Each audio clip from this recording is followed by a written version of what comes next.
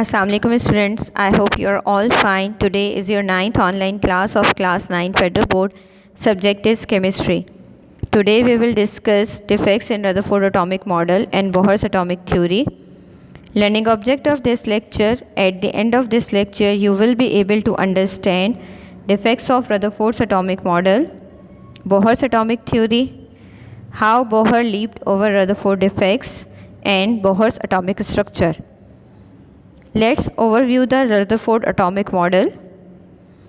After the Goldfield experiment, Rutherford proposed the planetary model of an atom.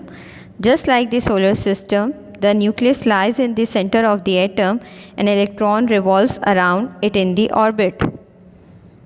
Rutherford model of an atom was not completely correct. It has following defects. The revolution of the electron in a circular orbit is not expected to be stable.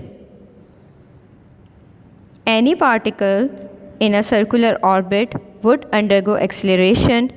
During acceleration, charged particles would radiate energy. Similarly, if electron moving fast in a circular path, then it will also lose energy. Thus, the revolving electron would lose energy and finally fall into the nucleus.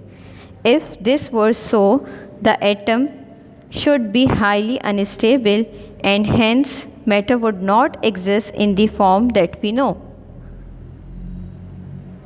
If revolving electron emits energy continuously, it should form a continuous spectrum for an atom, but a line spectrum is obtained. Bohr formulated new explanation and a new theory to remove defects from the Rutherford atomic model. Niels Bohr, a Danish physicist, studied in Rutherford laboratory since 1912. He successfully explained the spectrum of hydrogen atom and presented Bohr's atomic model. He was awarded Nobel Prize in 1922. Bohr's atomic theory. The postulates of Bohr atomic theory are as follows. Electrons revolve around the nucleus in definite energy levels called orbit or shells in an atom without radiating energy. As long as electrons remain in a shell, it never gains or loses energy. Third, the gain or loss of energy occurs within orbits only due to jumping of electron from one energy level to another energy level. The angular momentum mvr of an electron is equal to nh upon 2 pi.